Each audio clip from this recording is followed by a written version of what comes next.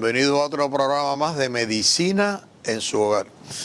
Y por supuesto, como todos los miércoles, siempre está nuestra compañera, la doctora Cristina Balinotti, traumatofilia. Buenos días, doctora. Buenos días, Luis. Buenos días, doctor. Buenos días, doctora. Ya, como siempre, traumatofilia. Sí, bueno, la traumatofilia es algo que ha entrado en incremento, ahora vamos a ver de qué se trata, en los últimos años, y la Organización Mundial de la Salud y la UNESCO también están trabajando sobre ese tema. Ahora vamos a ver por qué. Vamos a la primera gráfica y vemos cuál es la etimología y el concepto de traumatofilia. Viene de tres palabras griegas: trauma, que significa herida, que puede ser una herida física o puede ser una herida psíquica, pero en este caso estamos hablando de herida psíquica. Traumatzen, que significa asombro, ese asombro sin duda que convive cuando nos sucede algo muy tremendo, un suceso que nos hiere en el físico o nos hiere mentalmente. Y filia, tendencia a. Por lo tanto, es una tendencia a accidentarse o enfermarse reiteradamente. Tradicionalmente se pensaba, ustedes saben, que un agente externo producía la enfermedad. Hoy en día ya sabemos que hay factores biológicos y hay factores psíquicos de la persona que influyen en la aparición de la enfermedad. ¿Cuáles son? La herencia, por ejemplo, factores emocionales, como pueden ser factores de crianza en la familia, ¿verdad? Familias caóticas, familias donde los niños no se encuentran contenidos. La personalidad, que está creada por el temperamento, que es lo que traemos, y por la familia. El estrés y la ansiedad, el trauma psíquico, quiere decir esta herida provocada por algún acontecimiento tremendamente fuerte, terrorífico que nos ha ocurrido en la vida. Desórdenes afectivos, como puede ser asumir la posición de víctima. Si una persona en sus tempranos años infantiles tuvo una enfermedad o un trasplante, algo que es muy grave y que lo determinó de por vida, en los primeros momentos recibió la atención de los padres, los regalos, la sobreprotección, la contención. Entonces ese papel de víctima, es decir, de víctima de que algo le pasó muy grave, lo va a continuar de manera inconsciente a lo largo de su vida. Entonces puede ser que además de su enfermedad desarrolle otras enfermedades o la tendencia a accidentarse. Y también otros trastornos de personalidad influyen. En la segunda gráfica vemos que los griegos tenían una personificación para el trauma psíquico. Era una figura terrorífica que se llamaba Medusa o Gorgona. Una mujer que era muy linda en origen, pero fue condenada a una fealdad horripilante, y que en el cabello, en lugar de cabello, en la cabeza tenía víboras enfurecidas. Nadie la podía matar porque los que se acercaban quedaban por su mirada transformados en piedra. Hasta que vino Perseo en el mito y le cortó la cabeza, pero bueno, con un ardid. El tema es que justamente cuando a uno le pasa algo muy terrorífico, como el derrumbamiento del edificio en Chaplin, en el edificio en Surfside, uno queda inhabilitado de moverse. Muchas veces hay una especie no solo de inmovilidad motriz, sino de petrificación interna. Uno no sabe lo que está viviendo, cree que es un sueño. Entonces, en la próxima gráfica nos preguntamos y contestamos ¿qué es un trauma psíquico? Y vemos que el trauma psíquico es la interrupción o irrupción súbita de una vivencia que es inasimilable, algo que pasa que no podemos entender, que es muy terrible. Repito, el derrumbamiento de ese edificio, sobrevivir a un desastre aéreo, la muerte de los padres, el ver desde pequeños sufrir esa muerte o inclusive suicidio de los padres. Y eso nos deja invade toda nuestra mente y nos deja perplejos y fuera de control de la situación, lo cual nos provoca realmente una conmoción interna mayúscula. En la próxima gráfica vemos a Otto Fenichel, que es un post-freudiano, que escribió un libro de teoría psicoanalítica de la neurosis. Y ahí él dice, el yo repite el acto traumático con objeto de lograr un control. ¿Qué quiere decir esto? Se repite de manera inconsciente un accidente o se tiene una enfermedad que está disfrazado y que en realidad viene a representar eso que pasó, ese gran tremendo, ese acto terrible. Yo soy sobreviviente de un ataque terrorista, por ejemplo, y comienzo a accidentarme, comienzo a desarrollar enfermedades que son nada más que la prolongación de eso que pasó, pero disfrazado. Ese accidente o esa enfermedad produce un dolor físico que alivia el dolor psíquico. ¿Por qué? Porque la persona necesita saber qué es lo que pasó, necesita comprenderlo, por qué sucedió. Al no poder hacerlo, se repite a través de enfermedades o accidentes, porque en un esfuerzo vano de comprender lo que pasó, de procesarlo en la mente, de procesarlo en el sistema inmunológico de la mente que se encuentra completamente debilitado. Y hay una diferencia entre estar enfermo y ser enfermo. Estas personas que sufren de traumatofilia, y todos hemos conocido a alguien o tenemos en la familia, siempre tienen una enfermedad, siempre los internan, o de lo contrario, siempre se accidentan. ¿Por qué? Porque no es que están enfermos, como podemos estar de vez en cuando enfermos nosotros, sino que son enfermos. Es decir, ellos asumen la posición de enfermos y de víctima, ¿verdad? Porque, bueno, vaya a saber cuál es el designio interno y lo que ha pasado. Por eso hay que ir a terapia para saber qué es lo que ha pasado en la infancia, que no ha podido poner en la palabra, que no lo puede poner en la historia de la familia. Porque a veces cuando suceden hechos traumáticos de pequeños, de muy chiquitos, se olvidan, y hay una amnesia que dura algunos años. En la próxima gráfica vemos a psicopatología de la vida cotidiana y a Sigmund Freud, que escribió este libro, nos dice, al accidente se lo caracteriza como un acto donde la persona trastoca las cosas, es decir, las disfraza. Es un acto fallido de sentido inconsciente que es realizado a nivel consciente. Otro libro, Julio Granell, que es muy recomendable de esta época, que escribió Teoría Psicoanalítica del Accidentarse, obviamente él es un psicoanalista médico psiquiatra, y dice, los accidentes no son casuales ni azarosos, uno se lo atribuye, al accidente uno dice, no lo puedo evitar, es una cosa casual, bueno, si ha ocurrido una vez en la vida, 2 veces en la vida, obviamente es una cosa casual. Pero los accidentes a repetición, las enfermedades a repetición, no son casuales ni azarosas, sino consecuencia de un proceso inconsciente que conduce fatalmente al acto de accidentarse. Qué importante entender esto.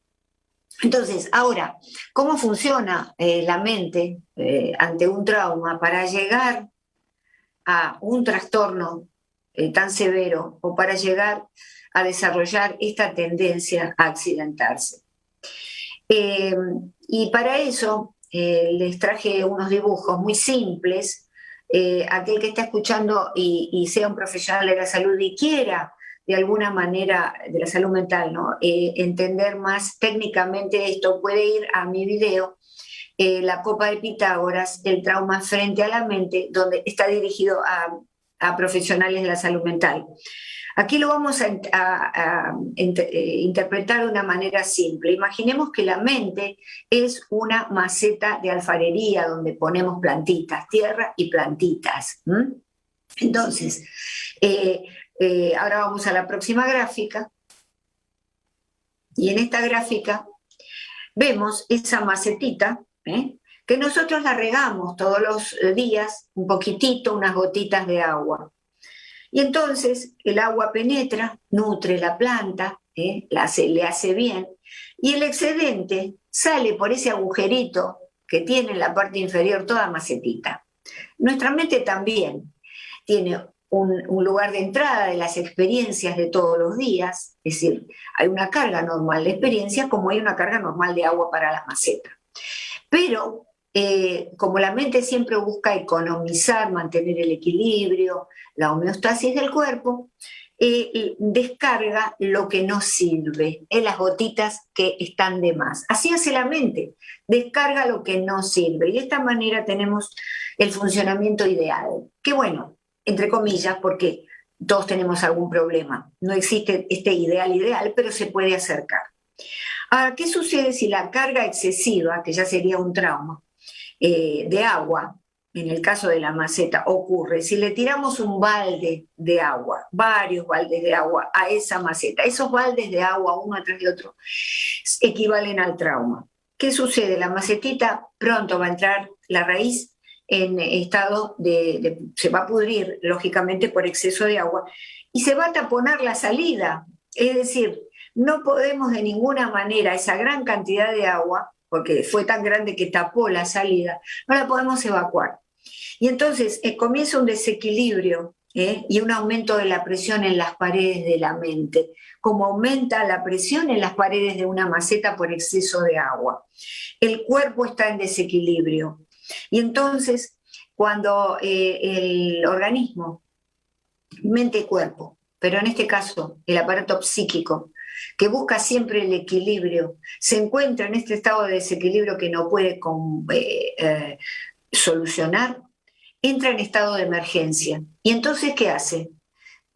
Tiene dos soluciones a esto, porque evidentemente esto no se puede procesar, no se puede entender, es tremendamente rupturante para la mente humana. Y entonces vamos a la próxima gráfica y ahí nos preguntamos y contestamos cómo resuelve el trauma la mente humana. Y de dos maneras. Descarga parcial diferida, que sería que la macetita llena de agua, una gotita cada tanto, una gotita cada tanto, y nos da un cuadro psicológico que se llama trastorno de estrés postraumático, en donde está la repetición del suceso, pero de forma consciente.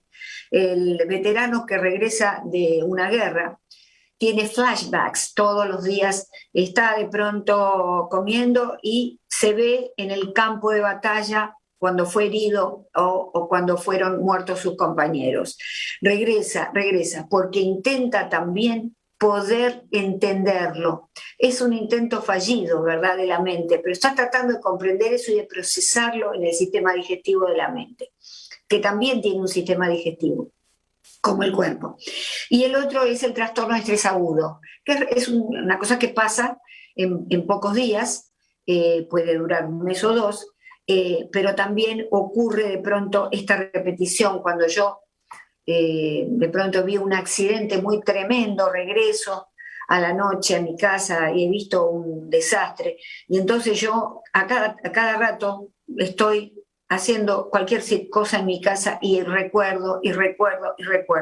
Ese volver a recordar es tratar de darle un sentido a lo que no tiene sentido. Y lo otro es que hace la mente, bueno, una descarga sustitutiva, es decir, que lo que hace es crear síntomas neuróticos o trastornos. Entonces, la descarga sustitutiva le agarra un ataque de pánico, hipocondría, angustia, trastorno obsesivo compulsivo, histeria, fobias y también la tendencia a herirse, es decir, la traumatofilia. La plantita sería el equivalente de romperse, se rompen las paredes porque es tanta el agua en la macetita, y entonces eso es lo que sucede.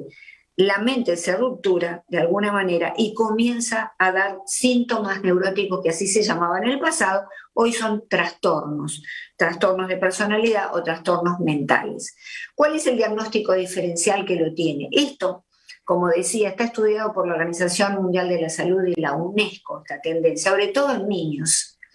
Niños que antes presentaban trastornos de niños. Ahora presentan trastornos de adultos. 3 importantes trastornos: el agotamiento crónico, que es algo que los niños de alguna manera ahora también están sufriendo.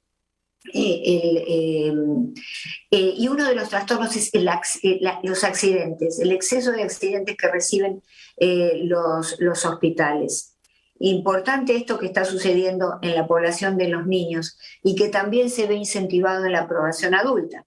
La Organización Mundial de la Salud lo estudia porque por un factor económico, ya que está dando muchos costos a la salud el ingreso de estos niños o adolescentes, que la mayoría no tienen coberturas de salud médica, y entonces es un costo para el Estado, ¿verdad? Pero esto está sucediendo. Digamos, el estrés crónico también es otra de las cosas que antes los niños no tenían, y sin embargo ahora, de alguna manera, increíblemente, los niños padecen. Entonces, el diagnóstico diferencial es fijarse si la persona o el niño particularmente tiene accidentes a repetición, no padece alguna torpeza neurológica, una cancelación de movimiento de músculos, de algunos músculos del cuerpo, si no tiene trastorno de atención con hiperactividad, porque eso también puede llevarlo a accidentarse. Es distinto si ya padecen enfermedades. Por ejemplo, los niños o adultos ya con enfermedades tenemos de alguna manera que atenderlos más. Raya al borde de la psicosomática, pero no es exactamente un trastorno psicosomático, porque las enfermedades son reales y por otro lado los accidentes son reales. En los cuadros psicosomáticos vemos algunos signos y síntomas como la hipertensión, los vómitos, la diarrea, los problemas intestinales, los problemas de asma, pero estos son enfermedades completas y a repetición diferentes que los niños y los adultos están padeciendo, pero quería referirme a los adultos, incluyendo a los niños, porque ya el lunes hice un programa sobre esta traumatofilia a nivel infantil. Entonces, qué importante la atención y el conocimiento de estas cosas. Los dejo con una gráfica final que tiene una frase de Sigmund Freud. Emociones no expresadas salen a la luz en forma de enfermedad. Cuando si tenemos un niño pequeño, muy pequeño, 8 meses, 9 meses, inclusive hasta los 6, 7 años, y ocurre algo muy desgraciado en la familia, un suceso muy penoso, tenemos que prestarle la debida atención a ese suceso, visitar a un psicólogo, hablar con el médico psiquiatra o el médico general y clínico pediatra, porque puede olvidarlo y puede luego darle síntomas. Y uno dice, bueno, no importa. Por ejemplo, el caso de un niño que está en el auto con los padres, sufren un accidente grave, el padre muere, y el niño está todavía pequeñito, tiene 1 año, 8 meses, 2 años. Pues eso, si no se lo atiende inmediatamente, si no se lo trata de que el niño comprenda, se lo puede olvidar, se olvida, y luego, años después, por alguna circunstancia de su vida, lo recuerda, o de lo contrario, comienza a hacer enfermedades y a tener accidentes a repetición. Hay adultos que llegan a edades con este síntoma tan desgraciado, que viven hospitalizados. Entonces, creo que esto es un llamado a que las familias, no solamente los papás de niños chiquitos, atendan esta tendencia nueva que la comunidad médica conoce. Yo creo que ha sido excelente, una presentación excelente. Doctora, quedó una pregunta que usted iba a ayudarnos a... Sí. Sí, bueno, primero quiero aclarar que la tendencia a la traumatofilia no incluye los accidentes de tránsito en donde la persona se encuentra como pasajero y tampoco incluye los homicidios. Esto es importante. Con respecto al diagnóstico diferencial, en efecto, en personas mayores, tenemos que diferenciarlo de ciertas enfermedades que pueden estar provocando problemas musculares, es decir, problemas en los que hay debilidad de ciertos músculos, problemas en los huesos, y entonces se caen a repetición. Esto es importante hacerlo, ¿verdad? También en personas mayores que no sean de la tercera edad, ocurren y puede ocurrir esto como consecuencia de un trastorno de atención con hiperactividad, de falta de atención con hiperactividad, que justamente sabemos que la persona, por mayor que sea, es un individuo inquieto, que se levanta mucho, que puede sufrir caídas a repetición. Y también, como decía, la torpeza muscular por enfermedades que esté el individuo sucediendo. Torpeza muscular, es decir, esta incapacidad para poder caminar correctamente, aunque sea una persona joven. Es decir, que es importante que el médico haga el diagnóstico diferencial. ¿Me explico, doctora? Luis, sí. No, lo que sucede es que la traumatofilia infantil está dentro del rango de los 5 a 9 años. A los 5 años el niño ya gana cierta dominio de su cuerpo. Exacto. Entonces, entre los 5 y los 9 años es el momento en que más se ve. Hoy en día se habla inclusive de la epidemia silenciosa o la epidemia del siglo XXI. En cuanto a estos niños que adquieren esta tendencia a accidentarse constantemente y también a enfermarse. Recordemos que ambas cosas van juntas. Los niños que tienen ataques de pánico hoy en día es una época en donde, si me permites una digresión, es una época en donde el niño, porque hay que hacer el estudio sociohistórico en el momento en que se encuentra la infancia hoy, el niño ha salido por completo de lo que es el mundo de la creación, del ocio, como hablamos en un momento dado. Se encuentra colgado de la cadena de producción y en la adquisición de conocimientos, que está muy bien, pero no tenemos que llevarlo al extremo con currículas estresantes, en donde el niño se recibe, tiene que dar dinero para sí mismo y producir también para la comunidad. Entonces, eso lleva a problemas que no se han visto antes. Antes no se veían niños con ataques de pánico, ni se veían niños con tendencia a accidentarse o fatiga crónica. Ahora, la pregunta que yo me hago son heridas, porque las heridas pueden ser emocionales o físicas. ¿Ambas están en la misma categoría? Están en la misma categoría, pero tenemos que entrar a ver, tenemos que comenzar a ver a un ser humano, a vernos como una unidad holística, cuerpo-mente. Lo que pasa en la mente produce el cuerpo, y fíjate la psicosomática. Lo que pasa en el cuerpo se pasa a la mente, lo somatopsíquico.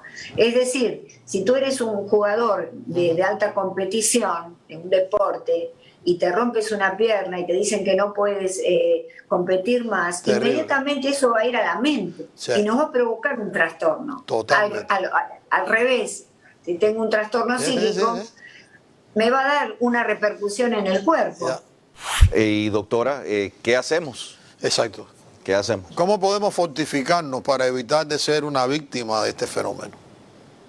Bueno, en principio comentaba unos minutos antes que si pasa algo muy grave en la familia, tenemos que atender a las personas que están alrededor, inmediatamente ir a un grupo psicológico o un psicólogo, una terapia, algo tenemos que hacer para poder expresar esa emoción, porque cuando el trauma es muy severo, uno se lo guarda, queda impactado, imagínate, quedas impactado, no puedes moverte internamente y entonces eso queda ahí como una comida mal digerida. Si pasa algo terrible, si hay niños sobre todo, pero los adultos también, ¿no? Niños, adolescentes, adultos jóvenes, tengamos cuidado, los adultos mayores también. Atendamos eso que sucedió. Se murió súbitamente alguien, la familia se suicidó alguien, nos pasó el derrumbamiento del edificio, tenemos que estar todos los que están expuestos, que están en el momento y los que recibieron la noticia.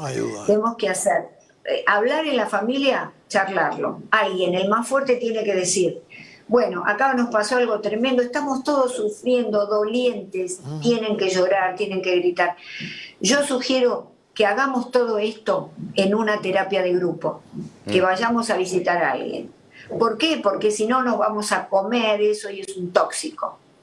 Y nos va a dar la enfermedad mental o la traumatofilia, situaciones de abuso de los niños, sexual, esas cosas de abuso físico, emocional. Alguien en la familia que esté viendo que eso sucede, porque muchas veces si el niño es abusado, la niña por el padre, la madre lo oculta.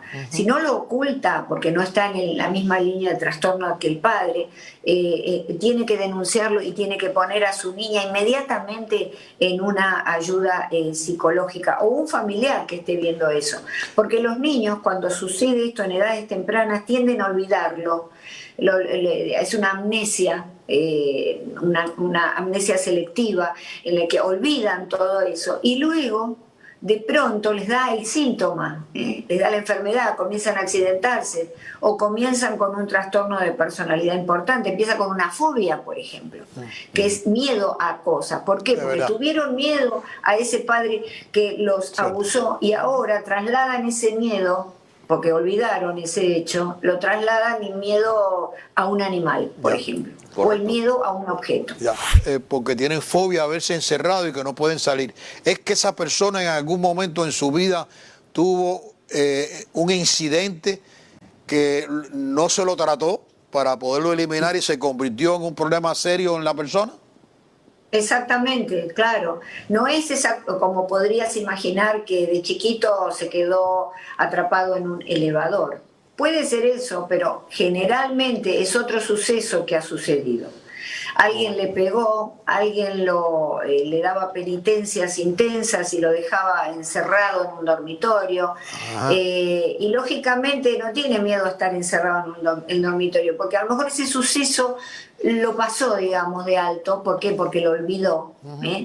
Pero cuando viene más grande, le tiene miedo al ascensor. Se está trasladando. Hay un caso muy interesante de Freud, de un niño cuyo padre le pegaba bestialmente.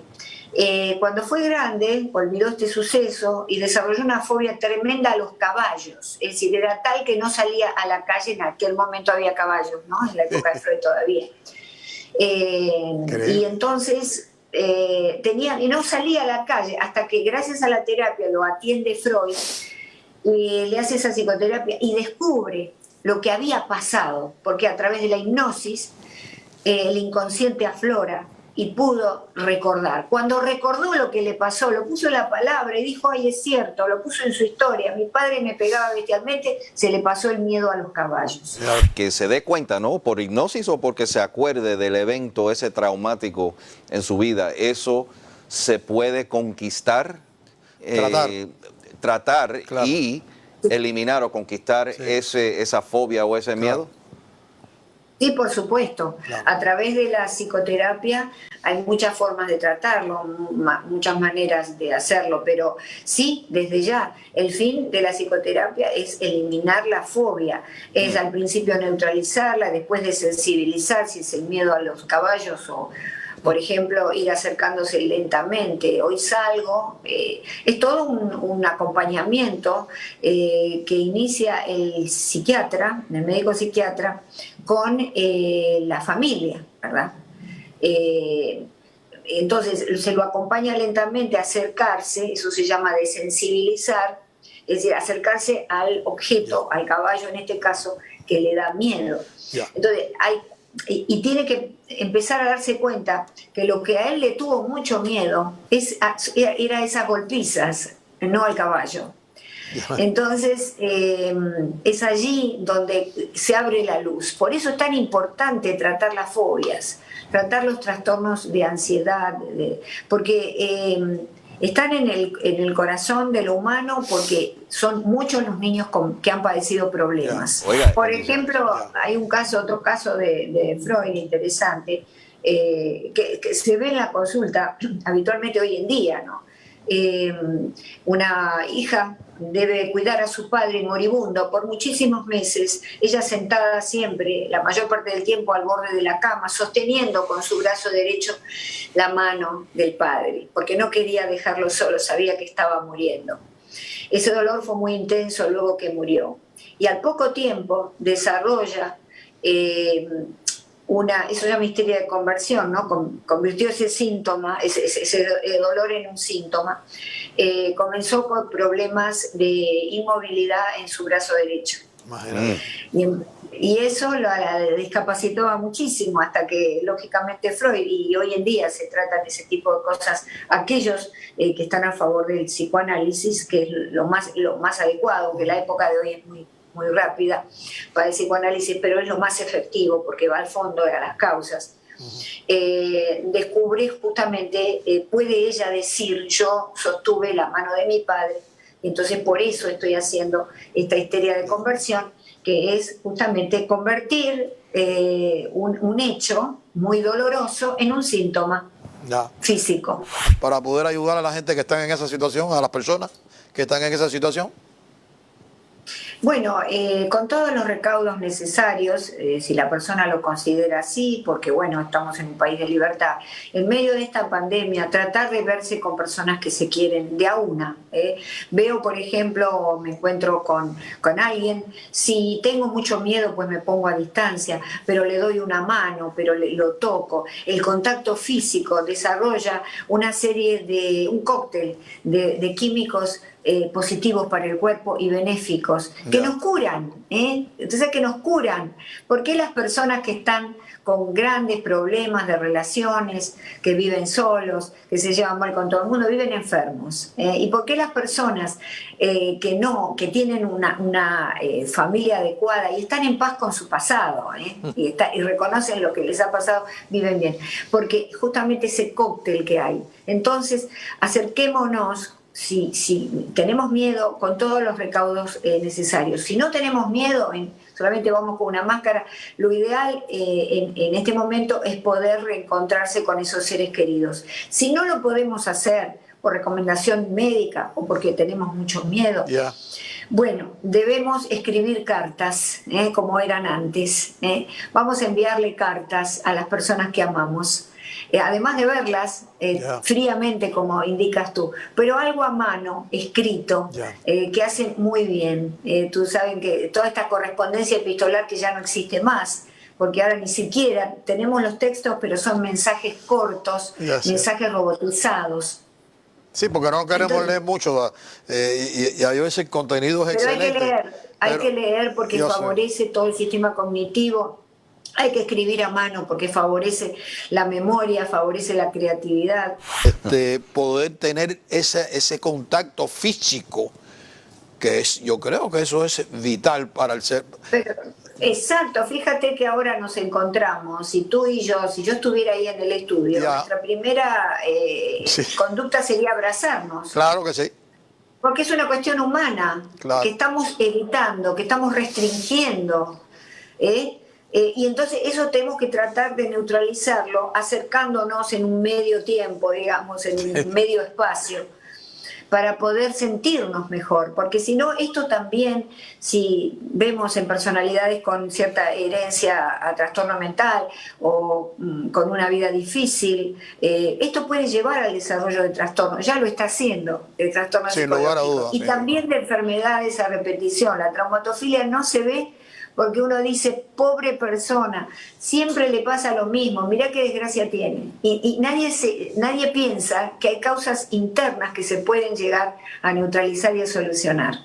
A montarme en el elevador, y es producto de porque a mí no me dejaban salir y me tenían encerrado en la casa. ¿Cómo se puede llevar esa línea así? Para entenderlo. Lo que pasa es que la mente, cuando no puede comprender algo, y un niño no puede digerir, no puede procesar, que se lo deje encerrado en una habitación a oscuras o que se lo golpee. Esas cosas son muy tremendas. Entonces no se puede procesar. Entonces, ¿qué pasa? ¿Cuál es una manera, recordemos, la manera diferida de poder solucionar el problema? Lo transformo en otra cosa.